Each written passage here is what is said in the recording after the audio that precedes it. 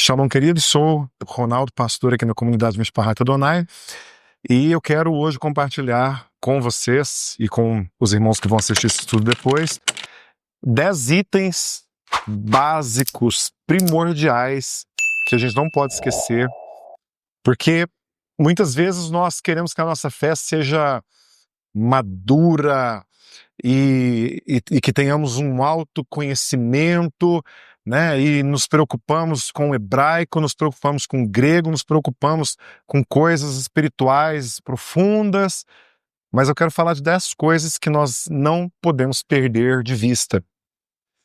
A Bíblia fala que nós temos que ser como crianças, né?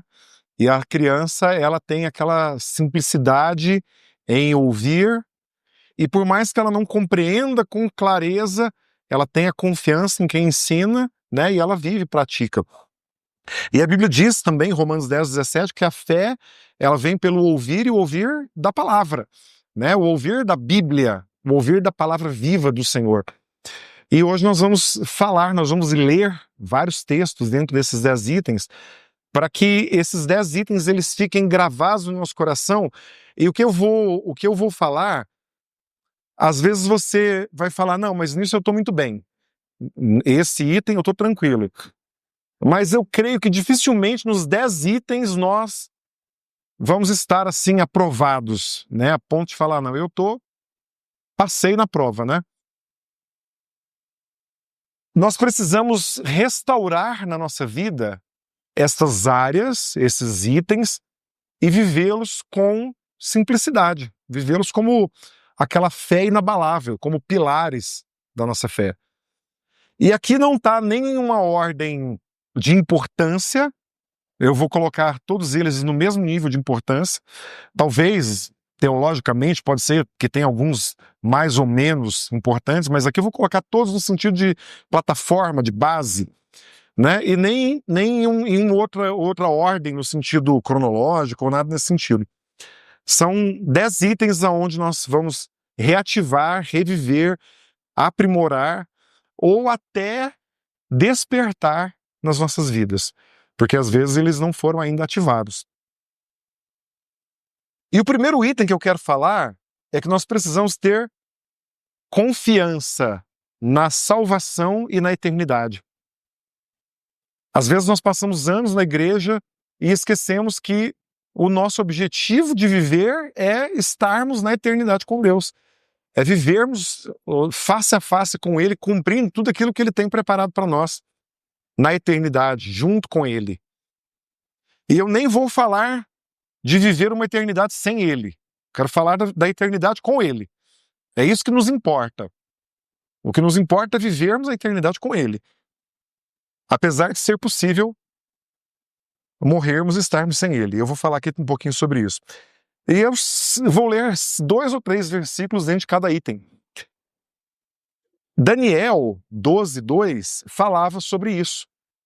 Penso, lá há milhares de anos atrás, Daniel fala: muitos dos que dormem no pó da terra ressuscitarão, uns para a vida eterna e outros para vergonha e desprezo eterno. Daniel 12:2.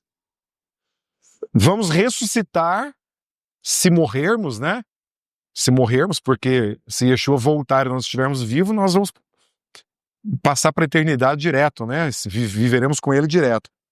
Mas muitos dos que estão mortos ressuscitarão, uns para a vida eterna, junto com Deus, e outros para vergonha e desprezo eterno. A esperança na vida eterna tem que estar ávida dentro do nosso coração. Nós nunca podemos perder isso de vista. Por quê? Porque senão a vida nessa terra ela se torna uma vida sem sentido. Nós vamos morrer para ir para debaixo da terra e acabou? E não vai ter mais nada depois disso? Não, haverá eternidade em Deus. 1 João 2:25, Yeshua fala: qualquer um que negar o filho, que nega o filho, que rejeita o filho, também não tem o pai. Mas aquele que confessa o filho, tem também o pai. E aqui eu faço um grande alerta. Cuidado com líderes de internet que estão ensinando a tirar o foco do Messias e menosprezá-lo e rejeitá-lo com um falso judaísmo. Isso está acontecendo demais. Aquele que nega o filho, nega o pai. Aquele que não tem o filho, não tem o pai. Se você ouvir qualquer pessoa falando, não, porque nem o próprio Yeshua se gloriou, porque ele não é assim tudo isso que dizem, já muda de canal, bloqueia lá no... Porque as pessoas estão falando isso. Portanto, o que desde o princípio vocês ouviram, permaneça em vós, que é o que eu estou fazendo agora, trazendo os princípios antigos ao nosso coração. Se em vós permanecer o que desde o princípio ouvistes, também permanecereis no Filho e no Pai. Esta é a promessa que ele nos fez, a vida eterna. Vamos permanecer no Filho e vamos permanecer no Pai, porque ele tem uma promessa para nós. Essa promessa é fiel para ser cumprida. Qual é a promessa? A vida eterna. Guarda isso como chave no seu coração para que ninguém tire. Porque em qualquer momento, em qualquer situação, em qualquer crise, em qualquer dificuldade que nós passarmos, o que vai nos apegar é que nós somos eternos em Deus. E há no coração do ser humano um anseio pela eternidade. Nós temos isso na mitologia, nós temos isso em contos, nós temos isso espalhado pela história. O ser humano tem uma ansiedade da eternidade, mas ela é concedida no Filho, pelo Pai. Primeiro item, confiança na salvação e na eternidade, ok? Segundo item, convicção do perdão. Há pessoas que se sentem não perdoadas por Deus. E às vezes se sentem tão enfraquecidas por isso e ouvem tanto vozes, seja de pessoas, sejam de seres demoníacos, ministrando essa falta de perdão sobre as vidas, que a pessoa perde completamente o rumo da vida. E a vida se torna uma vida sombria. Porque o perdão de Deus é a chave para a vida eterna.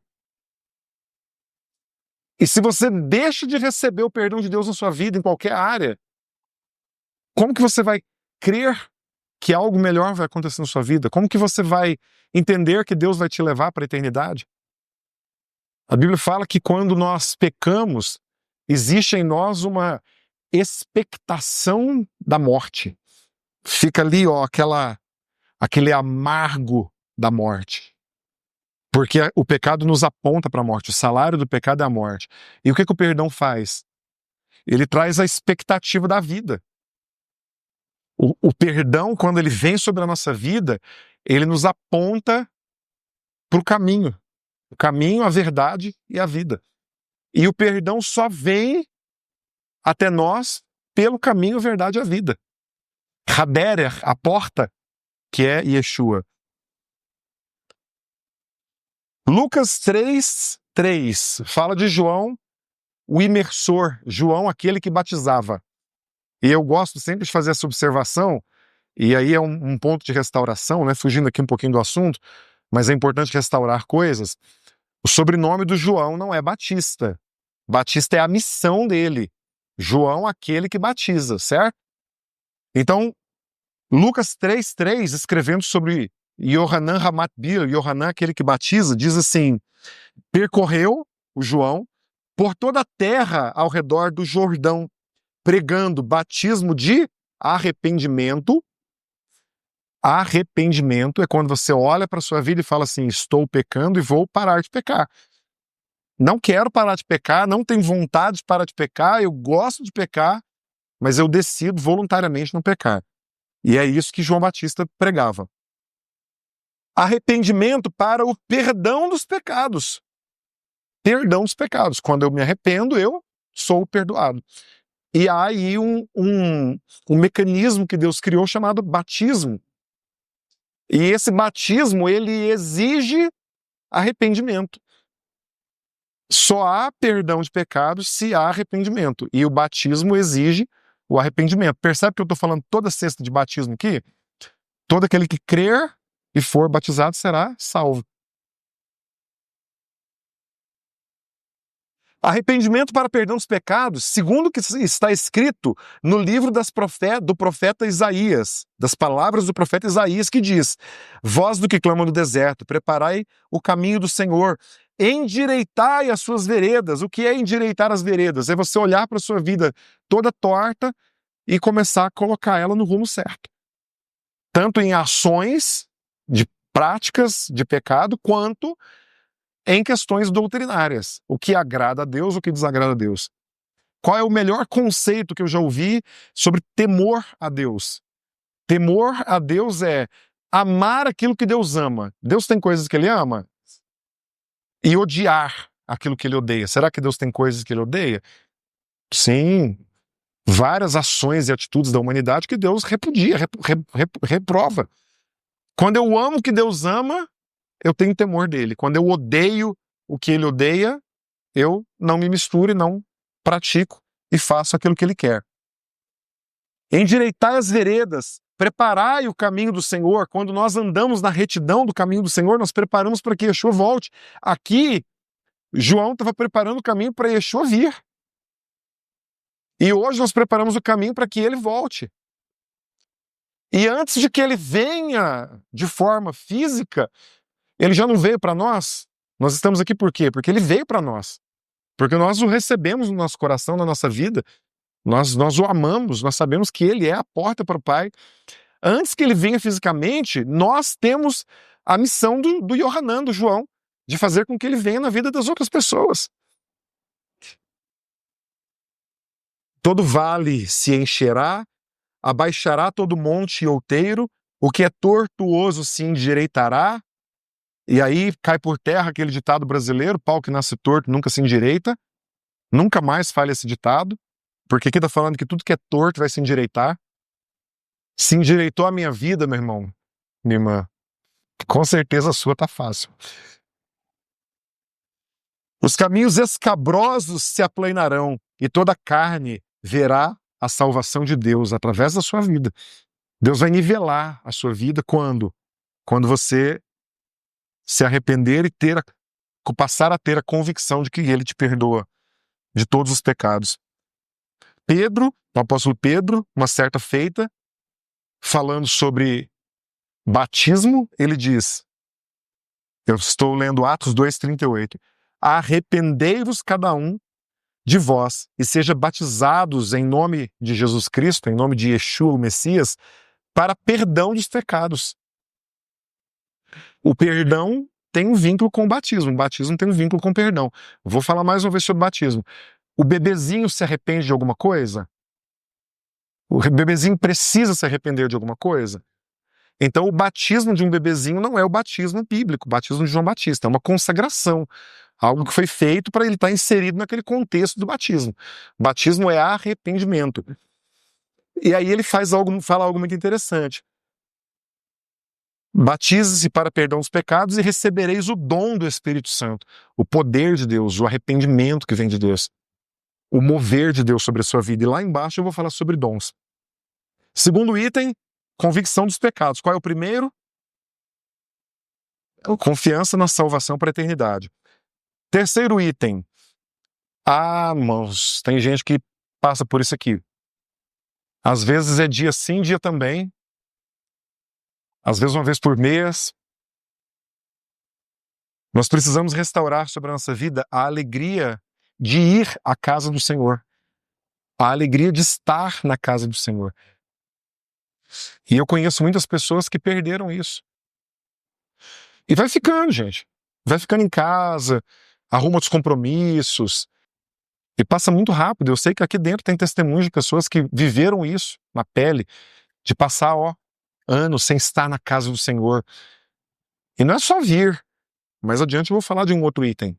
Mas de ter aquela alegria de falar como é bom estar num lugar onde as pessoas têm a mesma fé, onde as pessoas falam a mesma coisa, onde as pessoas me edificam, onde eu posso edificar outras pessoas, falei isso aqui ontem no curso de batismo, anteontem, ontem, onde pessoas podem tirar o cisco do meu olho e onde eu posso ajudar as pessoas a tirar o cisco do olho dela. Ou a trave, né, que é um pouquinho maior. Isso acontece no meio do povo de Deus, da casa de Deus. E vai passando o tempo, as rotinas que acontecem, eu falei mais cedo aqui sobre as repetições que Deus permite que aconteçam no contexto litúrgico, às vezes esfriam o nosso coração. O grande problema não é a repetição ela é boa, ela é bem-vinda. Shabat é uma repetição, as festas são repetições, várias coisas na palavra são repetições. O sistema sacrificial antigo era uma repetição, obviamente que ele foi substituído por um único sacrifício, mas o princípio daquele sacrifício ele é válido até hoje em Yeshua. Salmos 35:9 diz: "E a minha alma se alegrará no Senhor, alegrar-se-á na sua salvação." Aonde que a gente ouve da salvação? Aonde que a gente encontra um contexto de salvação? Não estou falando do Salvador, o Salvador está conosco o tempo inteiro. Mas alegrar o coração naquele contexto da salvação. E o Salmo 122:1 é o clássico, que diz: "Alegrei-me quando disseram, vamos à casa do Senhor." Você tem dito para alguém, vamos à casa do Senhor? Porque é melhor você falar para alguém, vamos à casa do Senhor, do que você ouvir alguém falar, vamos à casa do Senhor. Percebeu a diferença? Os dois são bons. Mas quando você acorda de manhã e fala Shabat, recebe a mensagem lá do irmão, né? O bannerzinho do Shabat, aí você fala yes, chegou o dia, você tem se alegrado? Ou no decorrer desse tempo você tem buscado outros compromissos? Ah, não, hoje eu não vou, não. Ah, né, deixa eu estar lá. Principalmente, né, nós vamos ter no próximo sábado Seudat HaAdon, Santa Ceia. Santa Ceia é aquele momento sublime, onde a gente pega os mesmos elementos aqui do Kiddush e significa, e traz o significado profundo de Pêssar, do corpo e o sangue de Cristo, da Páscoa, da morte e ressurreição do Messias até que ele venha. Tão profundo. Todos devem vir, mas participam aqueles que passaram por isso aqui. Se arrependeram, confessaram seus pecados, passaram pelas águas, e aí elas participam disso tudo. Alegrei-me quando me disseram, vamos à casa do Senhor. Eu gostaria muito que a casa do Senhor estivesse lotada, cheia. De novo, não me preocupo com números, eu falo isso aqui muitas vezes, mas cheia de pessoa com o coração ardendo, de falar, é isso que eu quero. Nós lemos aqui mais cedo, citamos aqui o texto, né, do Salmos 1. Bem-aventurado o homem que não se assenta à roda dos escarnecedores, vai sentar onde? Então, se eu não for na casa do Senhor. E a última coisa sobre isso, casa do Senhor não é só essas paredes aqui não, tá? Não é só essas paredes aqui não. Aonde tem o povo de Deus reunido é a casa do Senhor. Próximo item está relacionado, porque não adianta nós estarmos na estrutura, mas não termos comunhão com os irmãos. E esse é o próximo item. Nós precisamos ter comunhão uns com os outros. Será que isso é bíblico? Eu não coloquei esse texto, mas Yeshua diz, Pai, que eu, assim como eu sou um contigo, que eles sejam um comigo, e eles sejam um entre eles.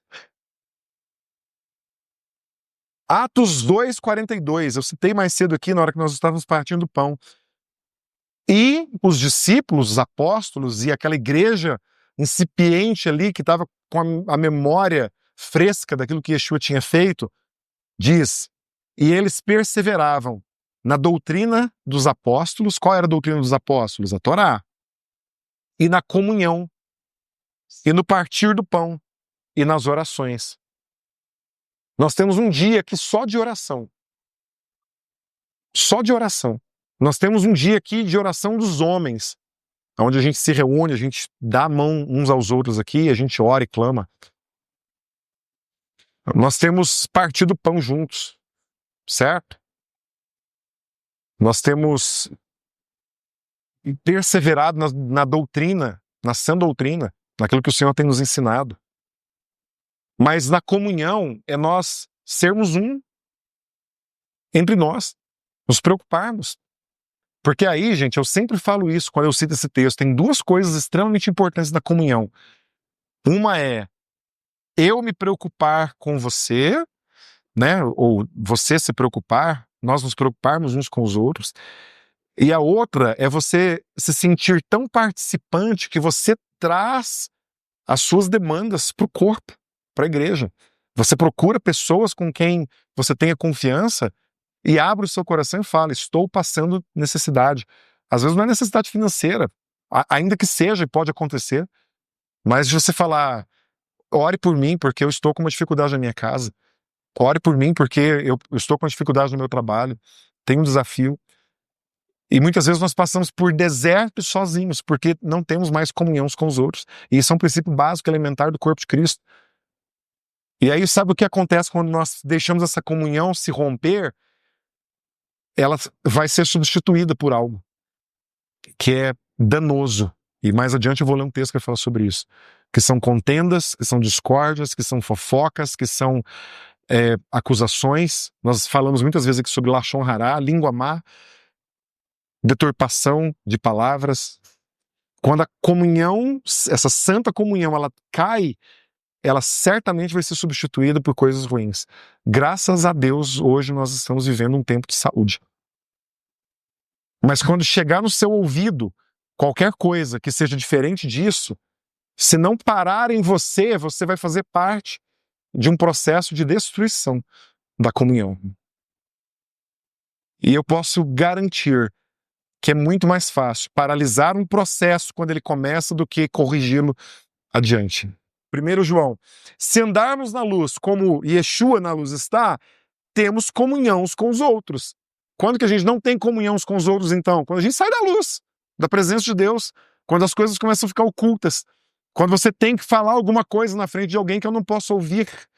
2 Coríntios 6,14, não vos prendais, não vos amarreis em um jugo desigual com os infiéis, porque qual é a sociedade que existe da justiça com a injustiça? E qual é a comunhão que existe entre a luz e as trevas? Isso não significa que eu não posso ter amigos que não andam no caminho de Deus. Não é esse o problema. Eu tenho que tê-los perto para que eles vejam a minha luz. Mas eu não posso me prender num jugo desigual com eles. Quando eu me torno um com ele, eu perco a comunhão com os irmãos. O jugo que nós temos que ter, jugo, sabe o que é jugo? Vou explicar. Jugo é quando andam dois bois um do lado do outro e eles têm uma canga aqui na cabeça deles, aqui, ó, que prende um com o outro. Aquela madeira que prende um com o outro, para que os dois andem juntos. Se um cansar, o outro puxa. Quando um cansa, o outro dá força. Mas os dois andam no mesmo rumo. Quando há jugo desigual, um sempre vai puxar para trás. Você quer ir para a igreja, a pessoa não quer. Você quer fazer a obra de Deus, a pessoa não quer. Imagina casar. Imagina eu casado com a Cecília e ela não tivesse o ânimo que ela tem nas coisas do Senhor. De fazer grandes obras, obras maiores. E ficar um puxando para trás, não é? Então, assim, deem prioridade para os fiéis. Vou ler de novo o texto que vai clarear nesse sentido. Ó. Não vos prendais a um jugo desigual com os infiéis. Não há sociedade entre luz e trevas. Não há comunhão entre luz e trevas. Pronto. Próximo item. Vamos só rever? Confiança na salvação e na eternidade, 1. Convicção do perdão, 2. Alegria e ir à casa do Senhor, 3. Comunhão com os irmãos, 4. O quinto está sendo um grande ataque na cabeça de todo discípulo de Yeshua. É a credibilidade na palavra. Existe uma matéria que se chama criticismo bíblico. E o criticismo bíblico pega versões antigas da Bíblia e compara letrinha por letrinha para saber o erro que tem entre cada versão, entre cada tradução. E aí o manuscrito X tem o texto, o manuscrito Y não tem o texto. E aí a conclusão que eu quero trazer, e eu vou ler alguns textos aqui, é que se o texto que nós temos na nossa mão da palavra de Deus, ele foi corrompido pelos homens, Deus perdeu. Ou teria perdido, né? Porque não perdeu, obviamente. A Bíblia está nas nossas mãos com credibilidade. O que as pessoas têm ouvido hoje é: não, tá cheio de inserção humana, tá cheio de adulteração, tá cheio de texto escrito, tá cheio de coisa. Balela. Pega o texto que disseram que foi inserido e faz a leitura correta. Faz a leitura judaica. Pode ser o texto que for. Texto polêmico, Mateus 28:19, foi inserido pela Igreja Católica. Balela. O mesmo texto que está em Mateus 28:19, a gente lê os apóstolos falando exatamente da mesma forma, com palavras diferentes. Leia depois em casa que você vai entender. Toda a Escritura é divinamente inspirada por Deus. Se Deus não preservou a sua palavra, que é viva e eficaz, a gente vai confiar em quê? Que sentido que teria a gente estar aqui pregando a palavra de Deus? Ensinando as pessoas? Porque se um determinado assunto foi inserido na Bíblia para privilegiar determinado grupo, outro pode ter sido inserido, e outro pode ter sido inserido, e qual que eu vou validar? Aquele que me apraz? Eu quero que a Bíblia me corrija em todos os meus atos. Mas se eu perco a credibilidade no texto que está escrito, que credibilidade que eu vou ter na palavra? Agora sim, há versões, traduções, que empobrecem ou enriquecem o texto.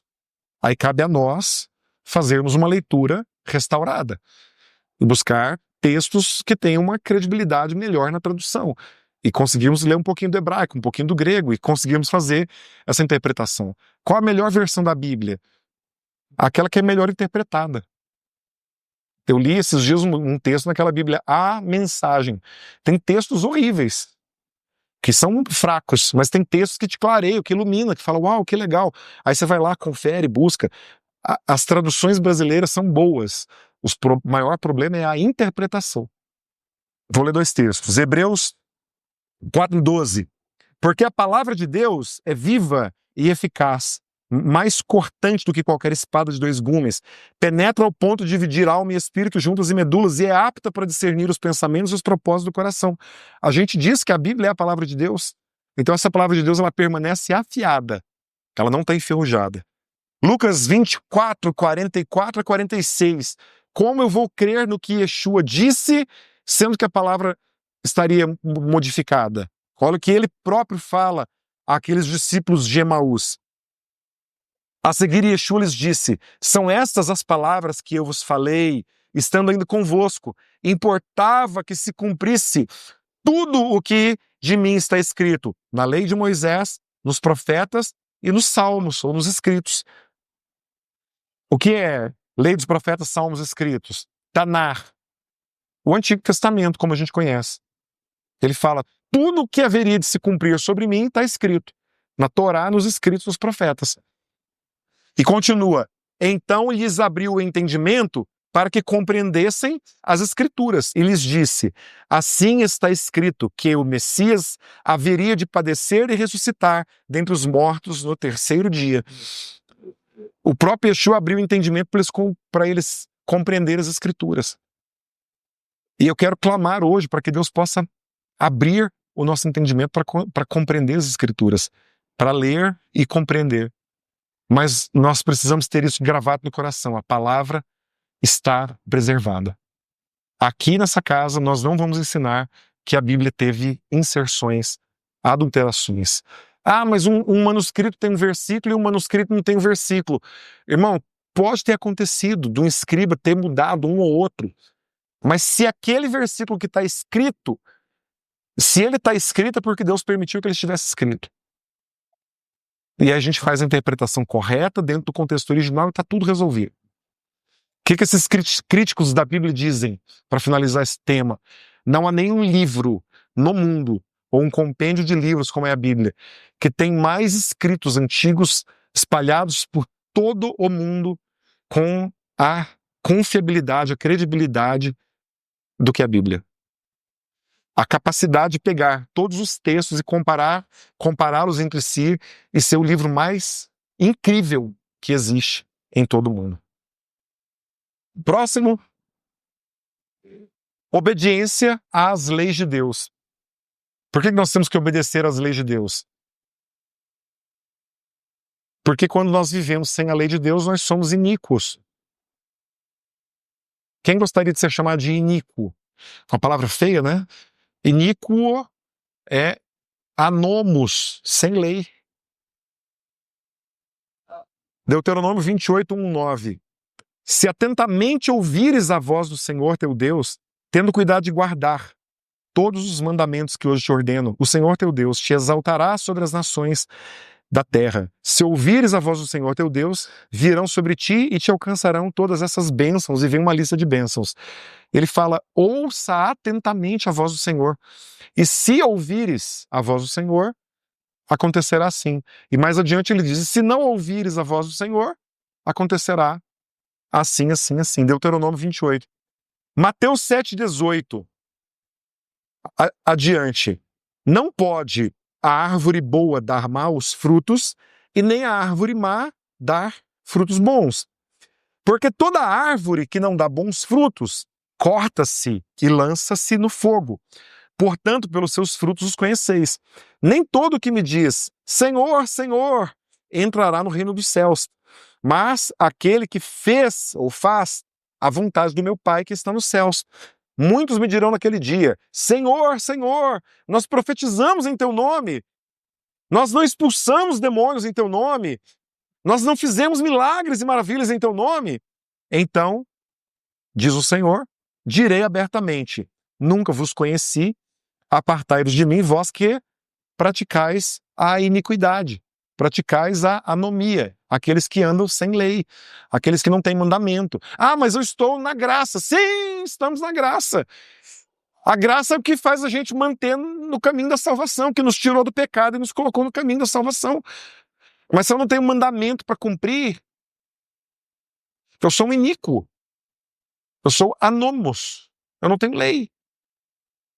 E aí não adianta ter milagres, não adianta ter boas obras, não adianta. Porque o Senhor vai falar, não te conheço. Aparta de mim, você que não tem lei. Nós precisamos obedecer às leis do Senhor. São todas as leis? Dizem que são 613. Nós vamos guardar todas elas? Não. Nós vamos guardar as leis que nos cabem. Leis para os homens, leis para as mulheres, leis para os filhos, leis para os pais, leis para o sacerdote, leis para a comunidade, leis para Israel, específica para Israel, para os judeus. Nós vamos guardar as leis que nos cabem. E isso traz um alívio muito grande. Porque Deus não imputa peso e fardo sobre nós. A lei de Deus, o mandamento de Deus, o que Davi fala no Salmo 119, é cura para a vida dele, cura para a nossa vida. Próximo item. Nós ouvimos isso aqui no louvor várias vezes. Nós precisamos voltar a ter sensibilidade à voz de Deus. Ser sensível a ouvi-lo. Durante o louvor nós ouvimos várias vezes, eis-me aqui, fale para o Senhor, eis-me aqui. 1 Samuel 3,4. Estando Samuel, uma criança já deitado, antes de que a lâmpada de Deus se apagasse no templo do Senhor, onde estava a arca de Deus, o Senhor chamou a Samuel e disse ele, eis-me aqui. A gente precisa ouvir a voz do Senhor novamente, a sermos sensíveis, a pararmos, a quietarmos a nossa alma e ouvirmos o que Ele tem para dizer a nós. Nós cantamos Deuteronômio 6,4. Ouve, ó Israel, o Senhor nosso Deus é um. A gente tem ouvido a Deus.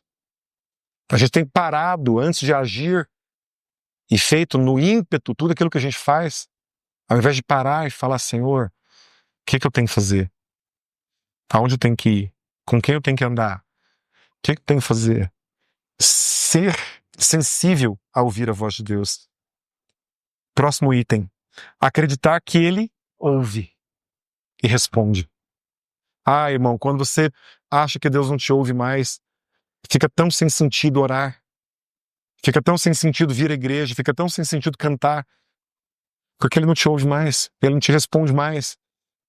Ou, aliás, como eu já ouvi, Ele nunca me ouviu, Ele nunca me respondeu, Ele nunca falou comigo. É muito sem sentido. Jeremias 29:12. Então vocês clamarão a mim, virão a orar a mim, e eu vos ouvirei. Se Ele não está te ouvindo como você acha, o erro está aqui em clamar e vir e chegar a Deus. Buscar-me-eis e me achareis quando me buscareis de todo o coração. Salmo 17, 6.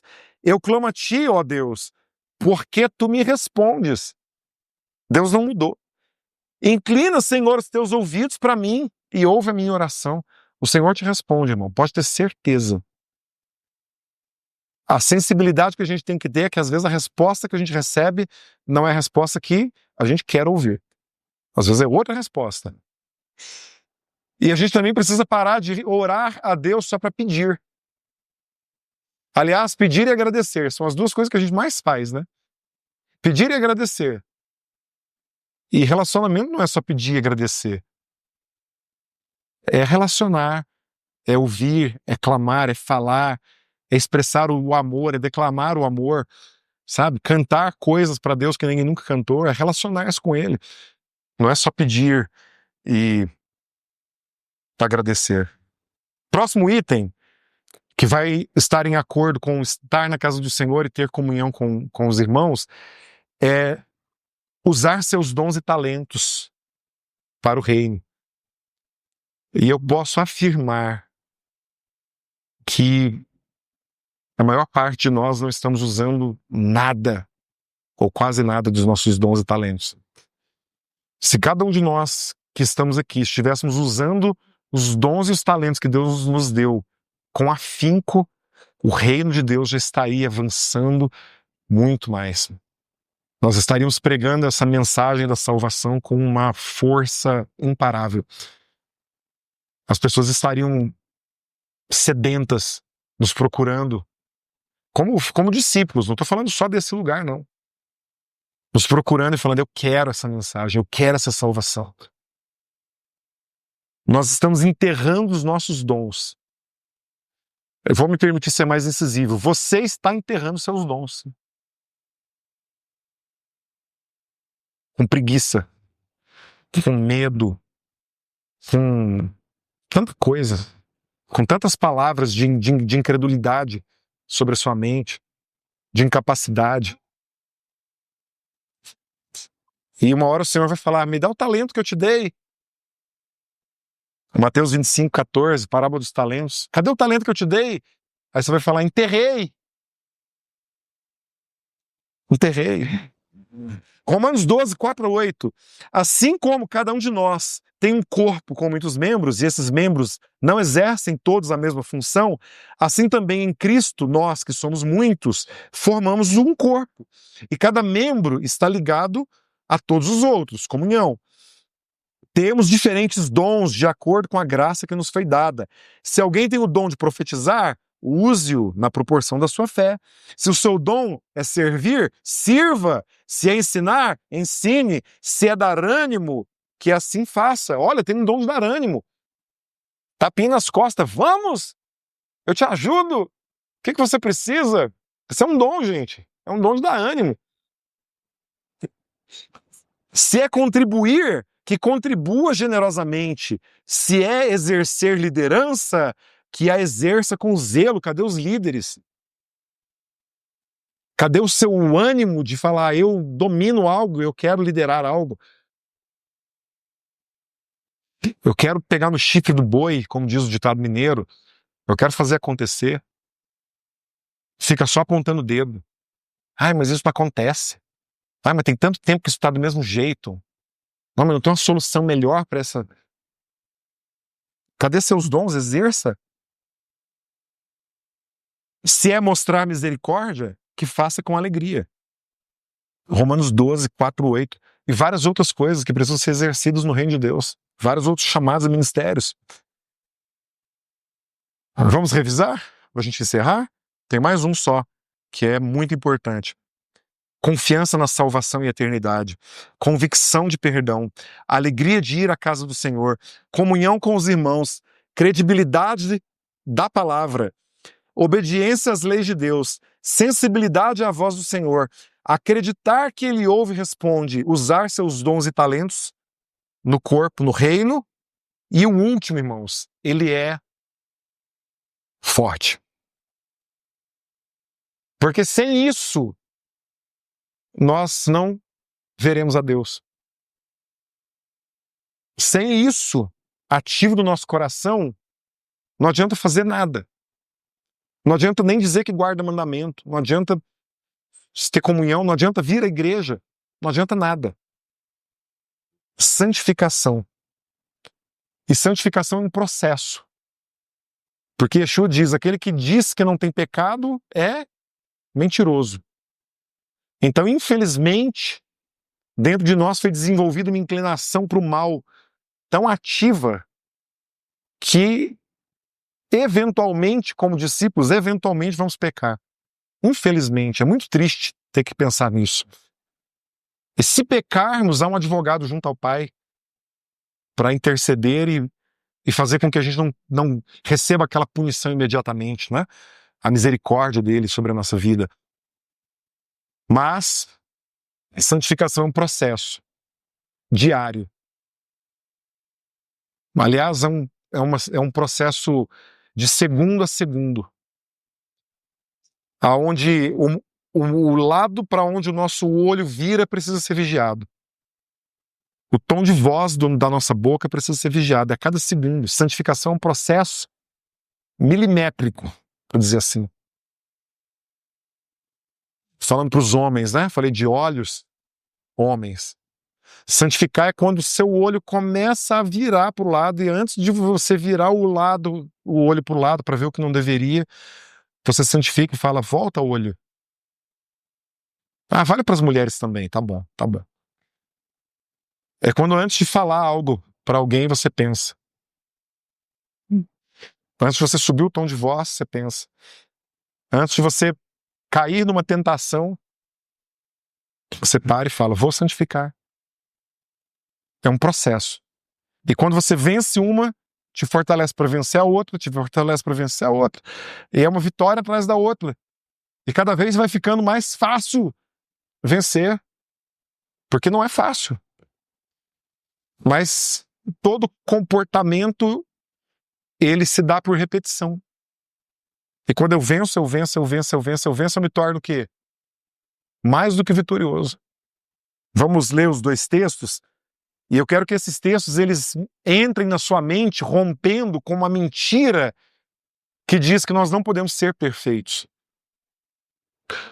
Porque Yeshua, ele estava na terra 100% humano. Não é 99% humano. É 100% humano. O olhinho dele ia igualzinho o nosso. E ele falava, não.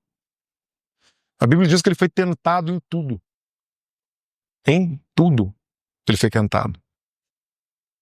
Igual a nós. Mas ele foi perfeito. Busquem a paz com todos. Olha, comunhão, relacionamento. E a santificação, sem a qual ninguém verá o Senhor. Quer ver Deus, irmão? Quer estar face a face com Ele? Santificação. Tomem cuidado, que ninguém se afaste da graça de Deus e para que nenhuma raiz de amargura, ao brotar, cause perturbação e contamine a muitos. Eu falei isso lá atrás, falando de comunhão. Quando eu perco a minha paz para com os irmãos e eu deixo de santificar, começa a entrar coisa no nosso meio que traz perturbação e contamina os irmãos e faz com que as outras pessoas percam a santificação e a salvação. E aí nós nos tornamos, sabe o quê? Pedra de tropeço. Pedra de tropeço. Você põe a perna para a pessoa cair na sua frente. O último texto, isso eu li Hebreus 12, 14, tá? Busque a paz com todos e a santificação, sem a qual ninguém verá o Senhor. Agora eu vou ler 1 Pedro 1, 15, 16, para fechar essa compreensão. Portanto, cingindo os lombos com o entendimento, né, ele fala, blinde a sua vida com entendimento, com compreensão, com discernimento, com sabedoria, em ler a palavra e acreditar que ela é viva e eficaz. Sejam sóbrios, mantenha sua cabeça atenta. Não deixe sua cabeça ficar perdida, não. E esperai inteiramente na graça que se ofereceu na revelação de Yeshua, o Messias. Como filhos obedientes, não se conformem com as concupiscências, com as tentações, com as provações, com os pecados, os desejos, que antes havia na sua ignorância. Olha que interessante o paralelo entre ignorância e entendimento. Com o que a gente combate a ignorância? Com entendimento, com estudo, com compreensão.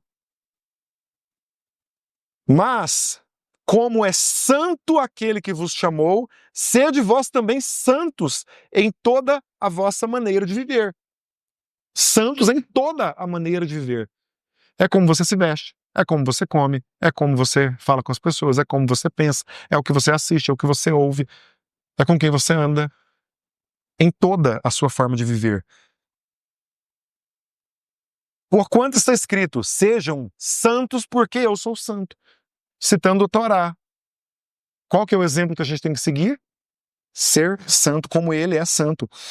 E se vocês invocam por Pai aquele que, sem acepção de pessoas, julga segundo a obra de cada um, andai em temor durante o tempo da vossa peregrinação, esse tempinho que a gente está passando nessa terra, nós não somos daqui, sabendo que não foi com coisas corruptíveis, com prata ou ouro, né, imagens de escultura, que vocês foram resgatados da vossa maneira vã de viver, que seja por tradição que receberam os vossos pais, maneira vã de receber, passado de geração em geração, mas foi com o precioso sangue de Cristo, como de um cordeiro imaculado e incontaminado, que nos resgatou do pecado. Esse sangue é que nos permite sermos santos, verdadeiramente santos. Santo como ele é santo, porque está escrito, sejam santos. Porque eu sou santo. Ele diz, olha para mim e segue como eu sou santo e me sirva em santidade. Andar em temor, amar o que ele ama e odiar o que ele odeia. Vamos revisar? Eu vou reler os 10 pontos que nós vamos orar por isso. Vamos falar juntos? Eu vou falar e vocês repetem comigo. Confiança na salvação e eternidade. Convicção do perdão. A alegria de ir à casa do Senhor. Comunhão com os irmãos. Credibilidade na palavra. Obediência às leis de Deus. Sensibilidade à voz do Senhor. Acreditar que Ele ouve e responde. Usar os dons e talentos no reino. E santificação. Senhor, eu quero orar. Vamos nos colocar de pé. Coloque-se na posição agora de deixar Deus ministrar seu coração sobre essas áreas. Adonai, eu quero orar e apresentar a vida dos meus irmãos e clamar para que o Senhor Deus possa restabelecer as áreas, Senhor, esses 10 pontos sobre a nossa vida. Nós queremos ser simples como as crianças. Nós queremos, ó Deus, ter a fé, a convicção no alto. Que o Senhor Deus possa restaurar a nossa confiança na salvação, na eternidade. Que o Senhor Deus possa colocar no nosso coração essa certeza de que fomos e somos perdoados pelo Senhor, mas que temos necessidade de confessar nossos pecados, andar em retidão, e aqueles que não são batizados buscar, Deus, por essa estratégia que o Senhor deu de restauração das vidas e acesso à tua salvação. Dá-nos alegria para estarmos na tua casa, de termos, Deus, aqui acesso aos estudos, às palavras, à comunhão, à correção, à disciplina do Senhor, andarmos, Deus, uns com os outros, como um é o Senhor com o Pai, acreditarmos novamente na tua palavra. Senhor, se alguém colocou coisas ruins, contrárias aos textos que o Senhor deixou preparado para nós, eu clamo para que o Senhor possa retirar agora, que possamos ler a tua palavra com toda convicção, que saibamos obedecer teus mandamentos, que saibamos, Deus, reverenciar aquilo que o Senhor deixou como lei, normas, instruções e alívio, Deus, sobre a nossa vida para não vivermos em pecado. Dá-nos sensibilidade à tua voz como Samuel teve e que nós possamos dizer, Rinene, eis-nos aqui para servirmos ao Senhor e te obedecermos. O Senhor nos ouve, que as nossas orações voltem a ser eficazes, que nós possamos orar, Deus, sabendo que o Senhor está com os ouvidos atentos ao nosso clamor. Nos ensina a orar como convém, mas dá-nos também, Deus, a resposta do Senhor nós ansiamos. Que nós possamos, Deus, desenterrar nossos talentos e que essa igreja seja conhecida por atividades Deus, lideradas, organizadas, estruturadas pelo Senhor. Eu clamo, Adonai, por fim, que sejamos santos como o Senhor é. Em Yeshua, corrige, Senhor, tudo aquilo que temos feito, que tem sujado as nossas vestes e tem nos afastado de Ti. Sem santificação, ninguém te verá. Eu oro e clamo, Adonai, santifica-nos pela Tua palavra, renova-nos no Senhor e faz-nos andar como Yeshua andou, como Cordeiro Santo, sem rugas, sem manchas, sem máculas. Queremos ser igreja adornada, santa e irrepreensível ao Senhor. Nós te pedimos em nome de Yeshua. Amém, amém e amém.